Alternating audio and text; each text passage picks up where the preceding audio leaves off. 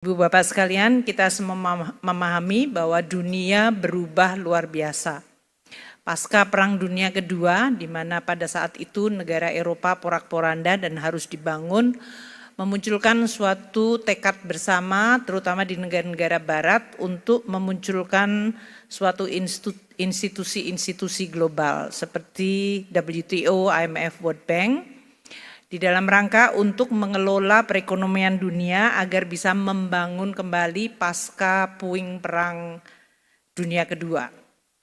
Sekarang ini seluruh institusi global ini menjadi kurang efektif atau bahkan tidak efektif karena shareholder utamanya yaitu G7 terutama Amerika Serikat sendiri yang melahirkan institusi ini sekarang tidak lagi percaya pada institusi yang dibuat. Sehingga memunculkan suatu sistem yang sifatnya unilateral. Ini rule base yang selama dikenal sejak Perang Dunia Kedua sekarang menjadi tidak pasti. Di sisi lain memunculkan blok-blok baru termasuk BRIC tadi dan juga kebijakan yang semuanya cenderung menjadi dalam situasi tidak pasti intensitas dari persaingan yang sangat runcing, setiap negara pasti instingnya adalah menjaga domestiknya. Maka banyak kebijakan ekonomi menjadi inward looking.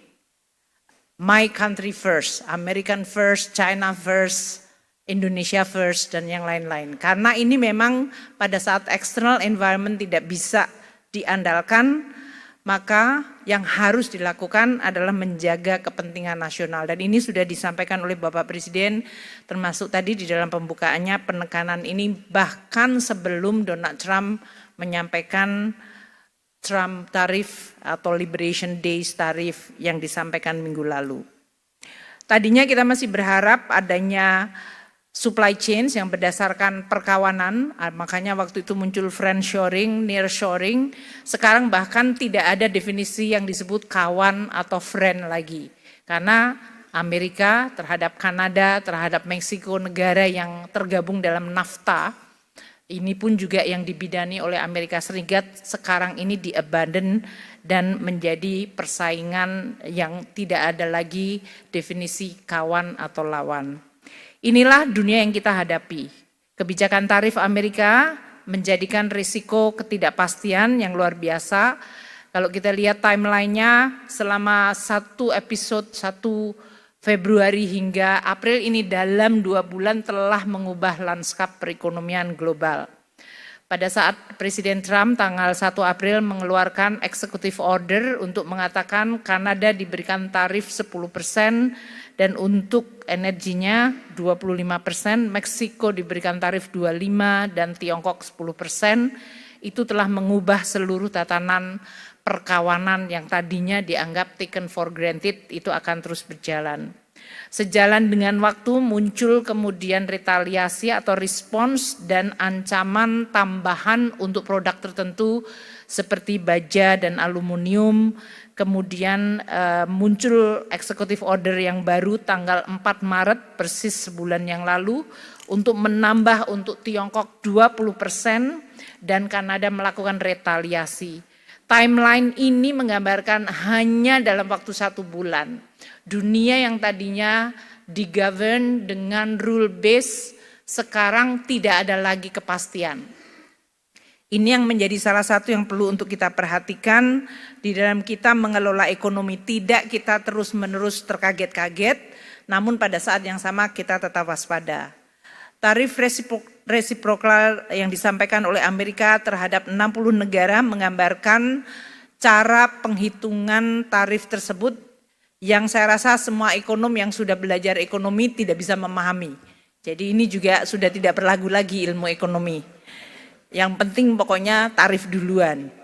Karena tujuannya adalah menutup defisit. Tidak ada ilmu ekonominya di situ. Menutup defisit itu artinya saya tidak ingin tergantung atau beli kepada orang lain lebih banyak dari apa yang saya bisa jual kepada orang lain. Itu is purely transactional. Enggak ada landasan ilmu ekonominya. Jadi teman-teman ini ada ICI di sini, mohon maaf tidak berguna Pak ilmunya hari-hari ini. Nah oleh karena itu karena ini adalah pragmatis, sebetulnya pada saat kita semua dilantik oleh Presiden Prabowo, kita diberikan pembekalan, dan pembekalan itu menjadi sangat relevan. Beliau menyampaikan dunia sekarang digovern oleh realis.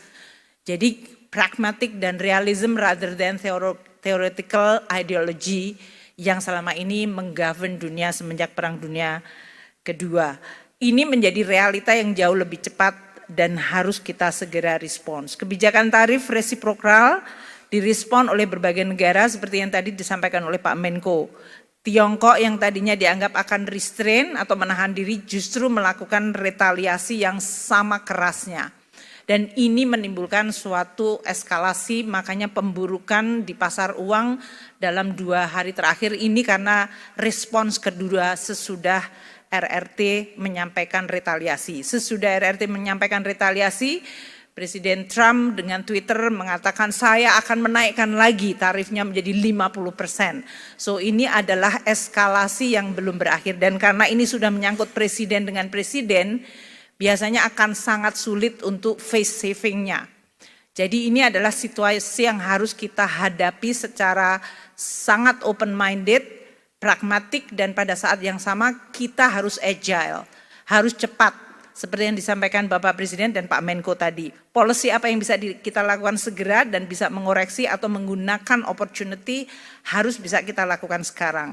Uni Eropa sebetulnya belum retaliasi tapi sudah ada di dalam paket. Tapi ini sebetulnya untuk salvo pembuka untuk renegosiasi. Kanada sudah melakukan retaliasi.